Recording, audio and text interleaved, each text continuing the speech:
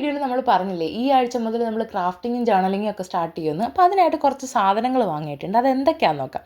First നമ്മൾ വാങ്ങിയത് ഒരു ജേർണലിംഗ് ബുക്കാണ്. ഒരു വിൻറ്റേജ് തീമിലുള്ള ബുക്കാണ് ഞാൻ സെലക്ട് ചെയ്തത്. ഇതിൻ്റെ ഉള്ളിലെ തീം വരുന്നത് ഈ ഒരു രീതിയിലാണ്. പിന്നെ രണ്ടാമതായിട്ട് നമ്മൾ വാങ്ങിയത് കുറേ സ്റ്റിക്കേഴ്സ് ആണ്. ഈ ജേർണൽ ബുക്കിൽ ഒട്ടിക്കാൻ വേണ്ടിയിട്ട് കുറേ സ്റ്റിക്കർ ഞാനൊരു 3-4 തീമിലുള്ളത് സെലക്ട് ചെയ്തിട്ടുണ്ടായിരുന്നു. പിന്നെ അതിനൊപ്പം വാങ്ങിയതാണ് ഈ സ്റ്റിക്കർ ബുക്ക് ഒരു ഫോറസ്റ്റ് തീമിലുള്ളതാണ് നമ്മൾ വാങ്ങിയത്. പിന്നെ അടുത്തതാണ് ഈ ക്യൂട്ട് ആയിട്ടുള്ള ഒരു ലാമ്പ്. ഇത് പെൻ ഹോൾഡർ ആയിട്ടും ലാമ്പ് ആയിട്ടും യൂസ് ചെയ്യാം. ഈ ഒരു പുള്ളിക്കാരന് ഞാൻ ആ പൈപ്പ് ക്ലീനർ വെച്ച് ചെറിയൊരു ബോയ് ഒക്കെ ഉണ്ടാക്കി വെച്ചു കൊടുത്തിട്ടുണ്ട്. എങ്ങനെയുണ്ട്? അടിപൊളിയായിട്ടില്ലേ? ഇത്രയും വാങ്ങിച്ചതിനകത്തും എനിക്ക് ഏറ്റവും ഇഷ്ടപ്പെട്ട ഒരു ഐറ്റം ആണ് ഞാൻ നെക്സ്റ്റ് കാണിക്കാൻ പോകുന്നത്.